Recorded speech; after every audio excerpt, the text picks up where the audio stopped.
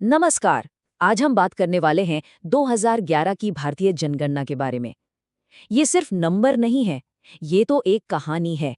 1 अरब से भी ज्यादा लोगों की जिंदगी की एक झलक जो एक पल में कैद हो गई। तो सवाल ये है कि 1.21 अरब लोगों की एक तस्वीर आखिर दिखती कैसी होगी। चलिए इन्हीं आंकड़ों के जरिए भारत की उस तस्वीर को थोड़ा समझने की कोशिश करते हैं। 2011 की जनगणना का एक ऑफिशियल मोटो था, हमारी जनगणना हमारा भविष्य। वैसे ये आज़ाद भारत की 7वीं और ओवरऑल देखें तो 15वीं राष्ट्रीय जनगणना थी। मतलब देश के भविष्य की प्लानिंग के लिए ये कितना ज़रूरी रहा होगा, इसका अंदाज़ा लगाया जा सकता है। तो चलिए सबसे पहले बात करते हैं उस विशाल संख्या की।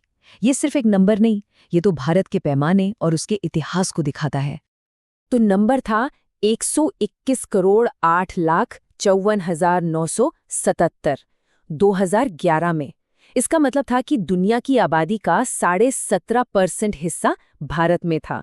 मतलब सोचकर देखिए, उस समय दुनिया में हर छठा इंसान भारतीय था।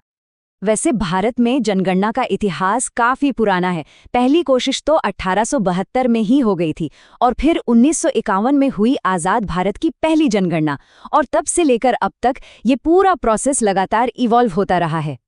ये आंकड़े ये भी दिखाते हैं कि आबादी का डिस्ट्रीब्यूशन कितना अनइवन था।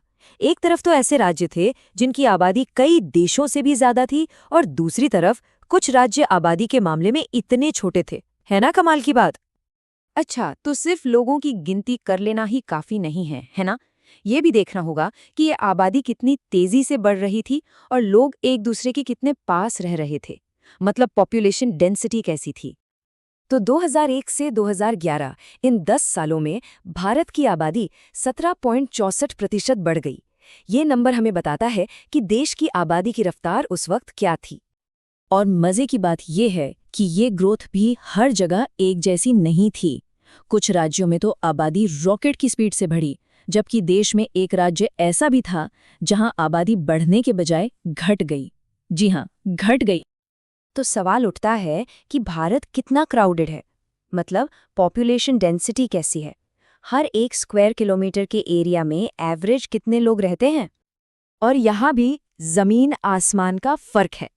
सोचिए, कुछ राज्य इतने घने बसे थे कि 1 स्क्वायर किलोमीटर में 1000 से भी ज्यादा लोग, और वहीं कुछ राज्यों में यही आंकड़ा 20 से भी कम था।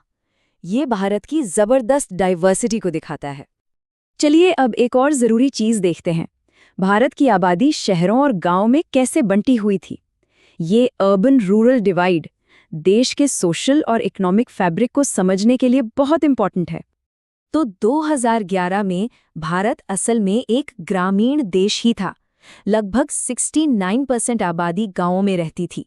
हाँ, ये बात और है कि शहरों की तरफ माइग्रेशन बढ़ रहा था, और ये 2001 के मुकाबले शहरी आबादी में हुई बढ़ोतरी से साफ दिखता भी है। यहाँ कुछ और इंटरेस्टिंग फैक्ट सामने आते हैं। कुछ राज्य ऐसे थे जो लगभग पूरी तरह से ग्रामीण थे, तो कुछ अपनी शहरी लाइफस्टाइल के लिए फेमस थे। और इसी तरह कुछ राज्यों में करोड़ों की संख्या में लोग गांवों में बसते थे, तो वहीं कुछ राज्यों के शहर देश की सबसे बड़ी अर्बन पॉपुलेशन का घर थे।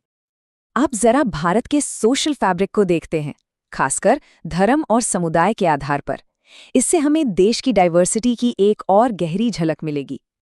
तो आंकड़े बताते हैं कि 2011 में भारत की करीब 80% आबादी हिंदू थी और 14.2% मुस्लिम, और इनके अलावा ईसाई, सिख और भी कई समुदाय।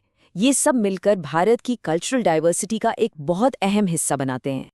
शेड्यूल्ड कास्ट्स और शेड्यूल्ड ट्राइब्स भी भारत की सामाजिक बनावट का एक बहुत जरूरी हिस्सा हैं। 2011 में एससी आबादी 16.6% थी और एसटी आबादी 8.6%, और ये पूरे देश भर में फैले हुए थे। चलिए अब दो ऐसे इम्पॉर्टेंट इंडिकेटर्स पर बात करते हैं जो किसी भी सोसाइटी की प्रोग्रेस को दिखाते हैं। एक है लिटरेसी यानी शिक्षा, और दूसरा है सेक्स रेशियो यानी महिलाओं और पुरुषों का अनुपात। तो 2011 में भारत की लिटरेसी रेट 74% से ज्यादा थी। ये पिछले दशक के मुकाबले एक बड़ा इम्प्रूवमेंट था, अच्छी बात थी। लेकिन एक चिंता की बात भी थी, पुरुष और महिलाओं की लिटरेसी में अभी भी एक बहुत बड़ा गैप था। और एजुकेशन के मामले में भी राज्यों के बीच जबरदस्त फर्क था। एक तरफ कुछ राज्य ऐसे थे जहां लिटरेसी रेट आसमान छू रही थी, तो दूसरी तरफ कुछ राज्य काफी पीछे थे। ये देश में एजुकेशनल इनइक्वालिटी को साफ-साफ दिखाता है। अब आते हैं सेक्स रेशो पर। इसका मतलब है हर 1000 पुरुषों पर कितनी महिलाएं हैं। 2011 में भारत का ओवरऑल सेक्स रेशियो 943 था, जो 2001 के 933 के आंकड़े से थोड़ा बेहतर तो था। लेकिन यहाँ भी कहानी पूरे देश में एक जैसी नहीं थी। कुछ राज्यों में तो महिलाओं की संख्या पुरुषों से ज्यादा थी। वहीं कुछ राज्यों में ये आंकड़ा इतना कम था कि वाकई चिंता की बात थी, जो एक बहुत बड़े सोशल चैलेंज की तरफ इशारा कर रहा था। लेकिन एक आंकड़ा था जो और भी ज्यादा परेशान करने वाला था। जब हम सबसे छोटे बच्चों को देखते हैं, मतलब 0 से 6 साल के बच्चों को, तो सेक्स रेशियो 927 से घटकर 919 हो गया था, और ये एक बहुत बड़ी वार्निंग थी। तो कुल मिलाकर 2011 की जनगणना ने हमें एक ऐसे भारत की तस्वीर दिखाई जो बहुत विशाल है, डाइवर्स है और तेजी से बदल रहा है। अब जब अगली जनगणना होगी तो ये देखना वाकई दिलचस्प होगा कि इतने सालों में कितना कुछ बदल गया है। वो नए आंकड़े भारत की कौन सी नई कहानी सुनाएंगे, ये सोचने वाली बात है ना?